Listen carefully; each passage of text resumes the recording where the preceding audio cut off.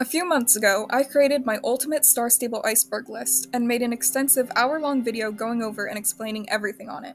If you haven't seen that yet, I highly recommend you go watch it first, as this video won't make too much sense without it. Now, I tried my best to research everything I put in that video and make sure all the information was accurate, but I still made a couple mistakes. This video is a sequel of sorts, where I not only correct any information I had wrong, but also add some new things that were suggested to me by the comments, as well as a few little things I wanted to add in myself. Thank you to everyone who kindly added suggestions and corrections, and without further ado, let's get into my Star Stable Iceberg community notes. Also, despite the title, I don't think I can really keep the iceberg format for this video. I'm just going to be correcting my most egregious mistakes first, not paying attention to where they originally were on my iceberg. If you're here for an iceberg video, then go watch the original. Major corrections, aka stuff I got blatantly wrong. The first running pet. I said during my segment on the sort of bizarre JoJo Siwa collab in 2018 that the pet dogs that were added with her were the first pets that could run alongside your horse. That is very not true. I completely forgot about the pet squirrels that were added at least a year earlier. Maybe I blocked them out of my mind because the original squirrels are kind of scary looking, but it also turns out I was super wrong because the Misfell Fox pets were also added before the dogs, at least according to the dates on the Star Stable news articles. The dogs were still some of the first pets, just not the first. But it is still funny to think about how the current pet dog model that's still being used today are originally JoJo Siwa dogs. It's also kind of funny looking back on that collab due to, recent JoJo events. Frisian notes. Did you know, when the very first Gen 1 Frisian horse came out, it cost a whopping 1,299 star coins? Even though some might say that today's horses are quite expensive, none have crossed the 1,000 mark. Pause. Not exactly true. Today, there aren't in fact any horses over 1,000 star coins, but there used to be one. One of the original Fjord horses was, I think, 1,480 star coins, if I remember correctly, somewhere around that. It cost this much because it would start out already leveled up to level 10. This pricey fjord was removed alongside the other original fjords.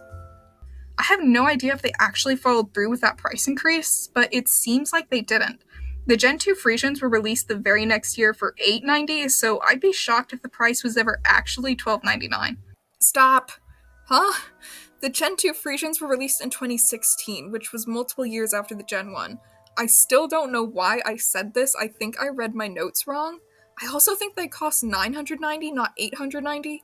The first part still stands, but I saw more people in my comments saying they remember the expensive price, so I'm a bit more inclined to believe that the price did in fact increase up to $12.99. Spirit corrections. I said that Spirit stayed in the game for a few weeks. Considering he was added in 2017 and removed in 2019, it was significantly more than a few, I'd say. I guess I just kind of forgot about his existence in the game after I got him and the hype died down. He was there a lot longer than I thought. Also, really quick before we move on to the next category, I'm aware that Pandoria is likely a reference to Pandora's box, okay? The bit about Avatar was a joke, and no, I do not genuinely think that James Cameron stole the idea of Pandora from Star Stable. That was a bit, a jest, /J. Sorry, those corrections were the only comments I got that genuinely kind of ticked me off. Like, I'm not stupid, sorry. Minor corrections, confirmations, and updated/additional info. Salon music. Easily the most commented correction I got was about the salon music. Firstly, the fact that it was used in Star Academy first, which I think I knew and forgot, but it is true. Next, I'd like to plead my case that I was not wrong in what I said at the time about the song being completely unknown outside of the game. The Salon Music original song files were found literal days after I published my video. According to Firetti, the Tumblr user who posted them, they were old demos that never got released and weren't meant for Star Academy in particular, they just sort of ended up in there when they needed background music. The Google Drive with the files in it has since been made inaccessible for some reason, and Firetti says they can't access them anymore, but they have been re-uploaded to YouTube. Now, the next point is kind of strange. I saw many people saying very soon after these files were found that the Salon song, If Ever, was also on Star Stable's Spotify. I was confused as to why Star Stable would pick now to finally officially release this song. Did they not have access to the files themselves? Did they really see that one person's Tumblr post, say, oh, cool, and upload it to their own Spotify? But I checked, and sure enough, there it was. Weird. Now, a couple months later, as I'm making this video, I go to Star Stable's Spotify to find it, and it's just gone. I could have sworn I saw it there, but now it was nowhere to be found. I finally tracked it down on a playlist it still shows up on, but it's privated. It's unable to be listened to. And that's where I noticed what I hadn't noticed before. This song is credited not only to Star Stable, but also Lana TB, the Leaker. Whoever Lana the Leaker is released the song onto Star Stable's Spotify for them. I'd assume SSO noticed and took it down, or maybe Lana did for whatever reason, but no, this song is not on Star Stable's Spotify, nor was it ever supposed to be. This whole thing is very strange, and I have not seen anyone talk about the whole Lana the Leaker releasing onto Spotify. If anyone knows anything about that, please let me know, because it's very strange. The fence. I said that for an unknown reason, this fence couldn't be jumped over.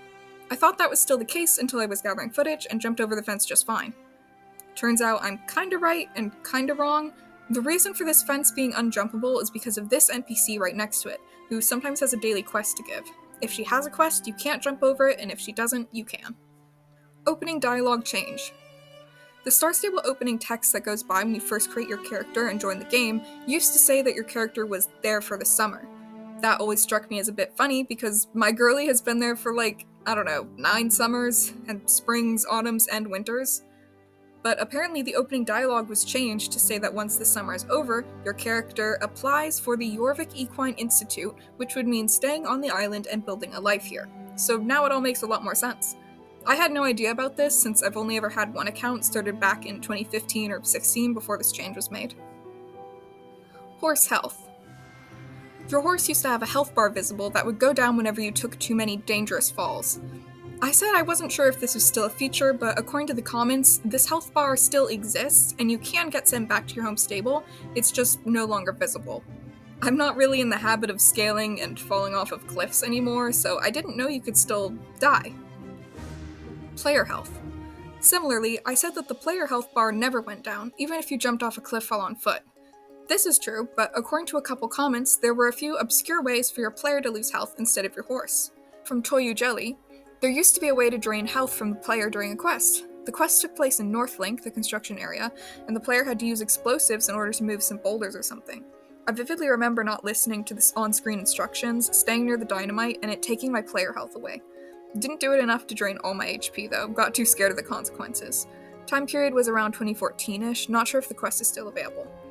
I'm not sure either, but I would imagine it feels like a kind of random quest to take out. But that is very interesting. I vaguely remember something like that with Dynamite. One-Eyed Spy says, the player actually used to have a health bar as well, and the only way I found you could damage it, or at least as a non-star writer with too much time on my hands, was by standing on foot in the way of the car that rode through the area between Jarl's Tomb and Steve's. The player health, to my knowledge, did not regenerate, so if you stood there for long enough, eventually it would run out. The screen still only sent you to home stable though. This commenter also says that if you walked in front of the Silverglade car as the person, the health bar of the player would go down instead of the horse. They say this was removed. I'm not sure. I suppose I could test it with the bulldozer because that is similar, but the player health bar doesn't show up anymore, so I guess there really is no way to test it anymore.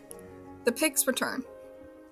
A very small thing, but I said that the pigs were supposedly temporarily added back in at the time recent market sale, but it had already passed and I couldn't confirm it. But multiple people in the comments did confirm that they did in fact come back during that market, so now it's confirmed. I'm not sure if they'll ever be back after this though, that might have been their last hurrah. The shark. Similarly, I couldn't remember if the shark from Fort Pinta had been removed or not. I hadn't seen him in a while, so I guessed that he was, but I got numerous reports of recent shark sightings, so it seems he's still swimming around. Rift dailies. I mentioned the Pandoric Rift and Runestone daily quest grind being one of the longest reputation grinds in the game. This was true, but apparently they've been altered so it's not a super long grind anymore, and people can progress with the main story much quicker. From Witchy Emmy.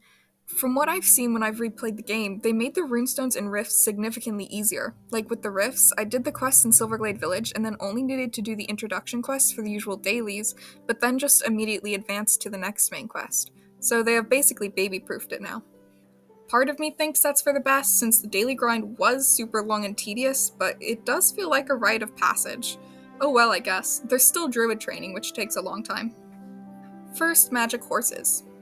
Another thing I couldn't confirm that some helpful comments did, the first magical horses, the ones now known as the Nixies, were in fact created with community input. From Juicy R?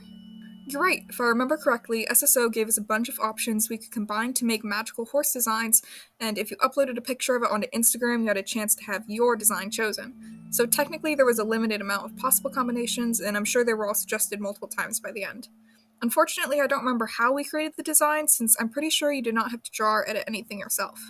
I did play the game when the Nixies were first released, but I didn't have any social media since I was like a small child, meaning I never saw or participated in this, so it's really cool to hear about now. Mr. Sand's immortality. I said that I didn't think we knew the reason behind Mr. Sand's immortality, but this comment from Flower Twig says, it is established in the first book that Mr. Sands is immortal due to selling his soul to Garnock or something like that. His life is dedicated to summoning Garnock, and he will not die until he succeeds or Garnock gets impatient with him. I don't feel like rereading that book right now, so I'm just gonna accept this and say it's probably true. Dressage origins. This one is really interesting to me. I sort of complained about how the dressage commonly done in Star Stable is barely anything like real dressage. According to a couple comments, the Star Stable dressage we all know is actually quadrille dressage. From Hynix. Also, the popular dressage originated on the European servers, and was called that because Phil the Filter didn't recognize the word quadrille, and it wasn't permitted in chat back then, so players would advertise it as just dressage for ease of conversation. I had never heard of quadrille, but apparently it's a different type of dressage event, done with a team of at least 4. I watched some performances, and sure enough, it's exactly what SSO dressage is. This is so fascinating to me, how the old chat filter created a new name for an activity that's still used today, even by players who didn't even play when the old chat filters were used. It is a little unfortunate, though, that a lot of players probably have an incorrect idea of what regular dressage is, and have never even heard of quadrille. The Office. This is in reference to the old GED office that is unused in the files. Spinning Till says you can actually find it if you fly. It's directly above Jarlaheim. I have some pictures of me standing in it with my horse from 2021. Yes, the GED office found in the files was actually in the game floating over Jarlaheim. I kind of assumed it wasn't there anymore, but this person says they were there as recently as 2021. I don't know if it's still there now, 3 years later, but I wouldn't be surprised if it was. More note deciphering. The bulletin board notes are some of my favorite Easter eggs in the game, but they're very hard to decipher. This commenter did manage to read some of the ones I couldn't, with this note that says "Call Lisa," and another note that appears to be a list of horse breeds. Voice lines. I said that I wasn't sure about the origins of the NPC voice lines that have been used since Starshine Legacy. Turns out, Axel Bellander answered my question in an interview, and they were in fact created for the game. Cafe music. This one isn't much of an amendment, I just thought it was really funny. Besides the salon music, I talked about how there are a lot of other unknown music tracks, some of which sound kinda like royalty-free music. From Viv3171, for the original cafe music, when I lived in Greece, I once got an ad for chocolates on YouTube. I was shocked because the ad was using SSO's cafe music. I actually had a similar experience once, when I heard the pony race music being used in the background of some documentary on TV. This further adds to my royalty-free music theory, and I'd love if someone managed to find some of the tracks. I mentioned this briefly in my last video, but if anyone has some more information on some of the uncredited tracks, I would really love to know more. Obviously, there's the aforementioned cafe music, as well as the pony race music, but other tracks I'd love more info on would be the original disco music, the original mall/bus music, the clock tower music, the original circus music, and most interestingly to me, the Unfortunate Dew's farm music. That track is still in the game and can be heard consistently when you go to Unfortunate Dew's farm, and it doesn't sound like royalty-free music. I think it probably was also made by Axel Bellander, the one who's been making the soundtrack since Starshine Legacy, and still does, because it does sound like his style, but I wonder why it's not on Spotify. God, what I wouldn't give for an interview with that guy. Iceberg Additions, aka stuff you wanted on the list. Ferdinand's Horse Market. Ferdinand's Horse Market used to travel around on a bi-weekly basis, offering daily quests to do while they were in town. This market has been changed many times. At some point it stopped traveling and would stay put in Fort Pinta, and it exclusively sold Gen 1 and 2 horses for discounted prices.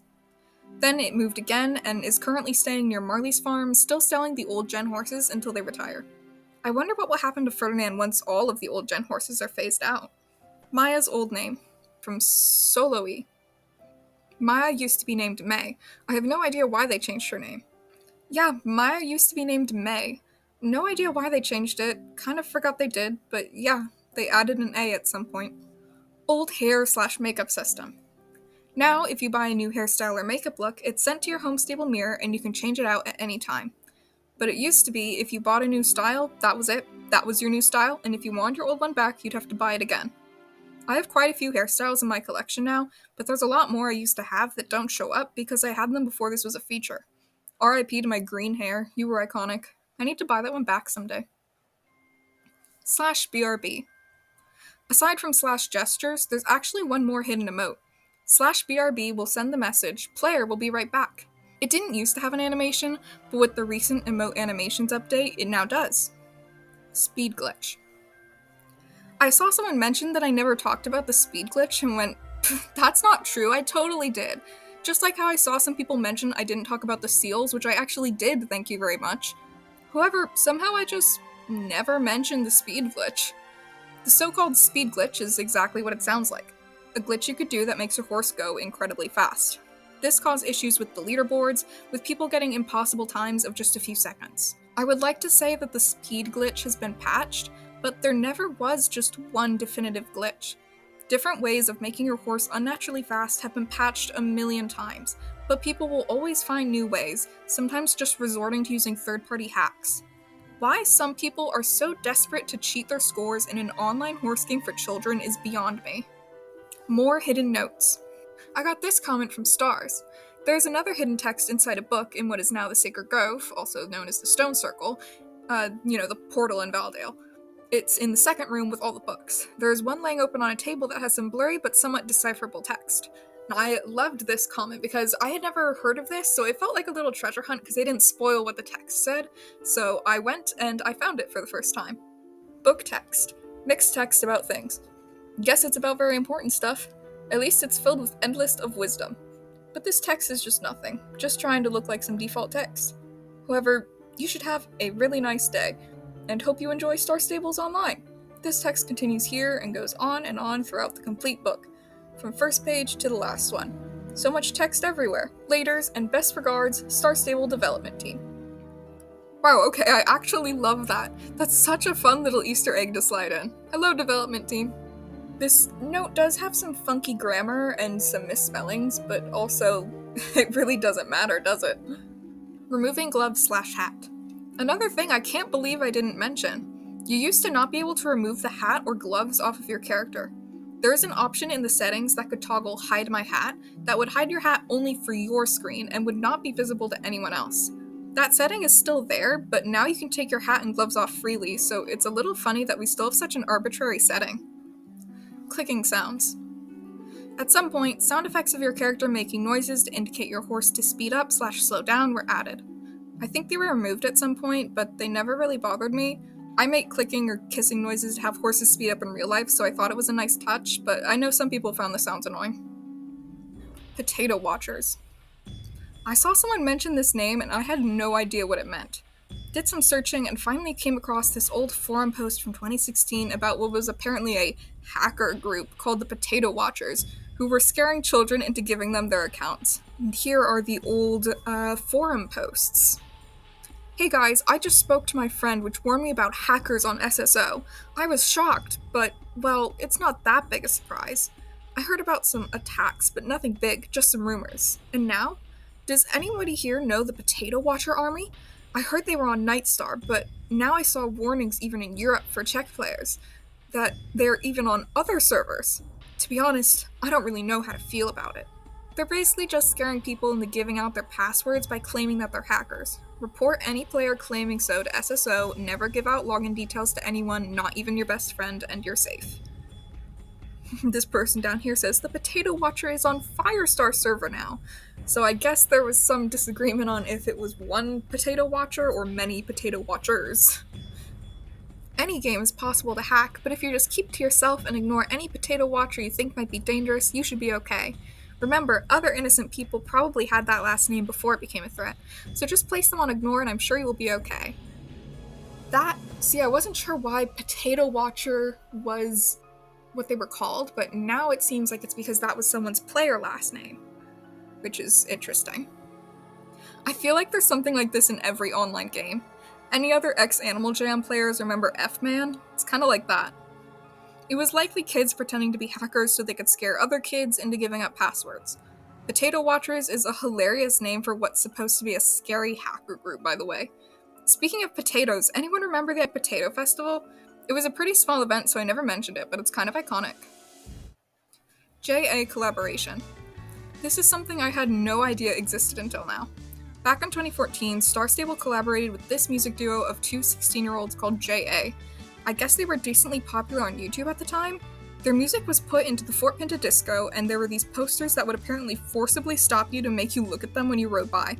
One of the only things I could find on JA, aside from an old Star Stable Facebook post from 2014, was this Reddit post from 2 years ago from Slow Minded Bird, who says, "Y'all remember when SSO teamed up with a Norwegian boy band called JA, and their ads were all over Jarlaheim, and if you ran too close, your horse would forcibly stop to make you look at it?" That is such a funny advertising tactic. And here is Star Stable's Facebook post about JA.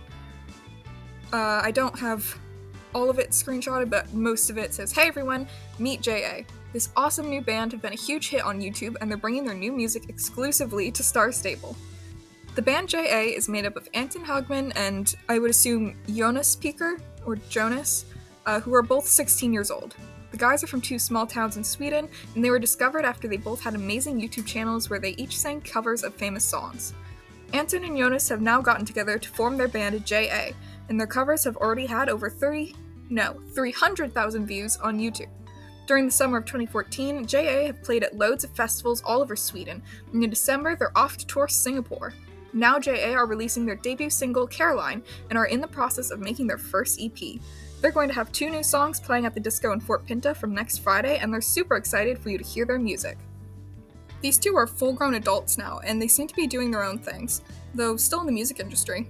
I wonder if they remember the random collab they did with this horse game. 2014 Battery Explosion. A couple people brought this one up, and I completely forgot about it. This happened before I was playing, so I've only heard about it from others, but from what I can gather, in 2014, a server battery for the game overheated and either exploded or melted and completely shut down the game for a while. The players were given a code for a free shirt to commemorate the catastrophic event once the game was back online. If anyone still has this shirt, send me a mail in-game. I would love to see it in person.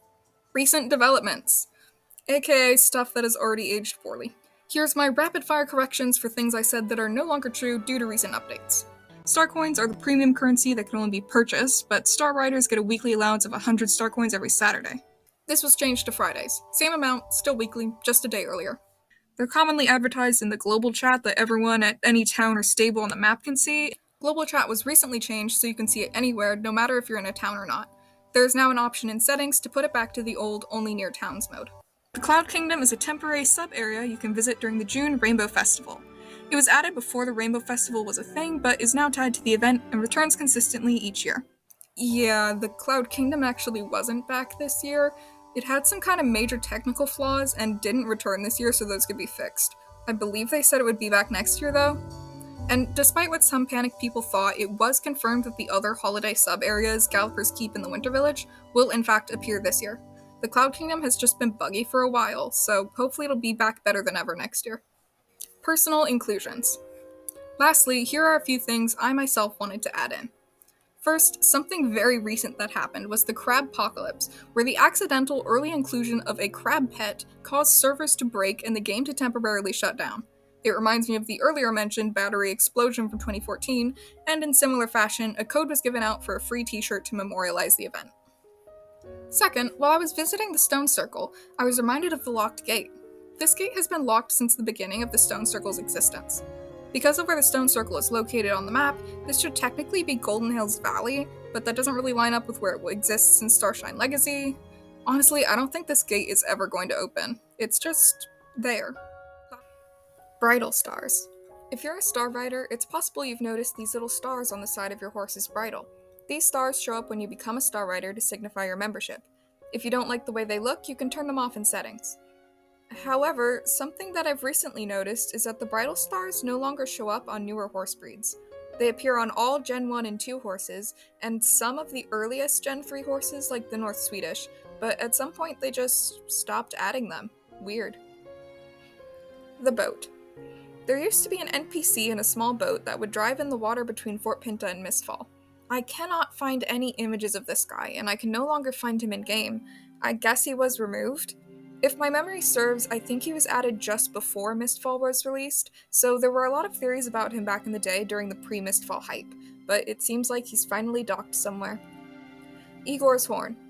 Remember this NPC from Nick's Stonegrounds camp? Igor? He's the freaky little guy who wants to eat your horse. Overall a weird guy, but every now and then, if you're at Nick's camp, he'll pull out his horn and play an interesting tune.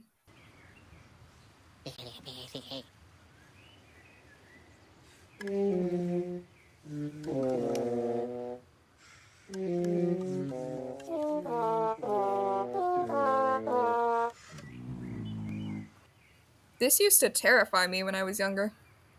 Clock tower sounds. If you're hanging out in Silverglade Village, there's a good chance you've heard the signature bell toll from the clock tower.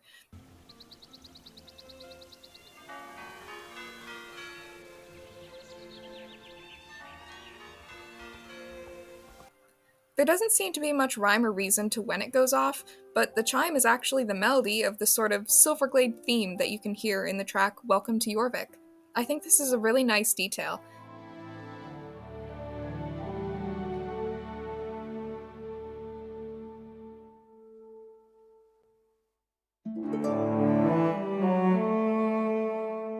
Lastly, the weird items in the GED area in the Harvest Counties. The GED construction zone in the Harvest Counties is only utilized for a couple quests, but there are some funny details in there if you feel like going back and poking around. Cans of bright pink paint, a radio, a kite, and this banana. This stuff is really amusing to me, and while I think it was talked about back in the day, no one remembers it. I mean, it is a pretty inconsequential detail, but I think about this banana a lot. And that's all.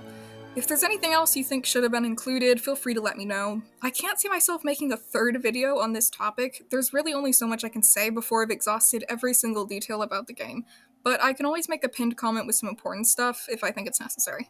Oh, and one last thing, this thing at the end of my last video, that's the Usiku.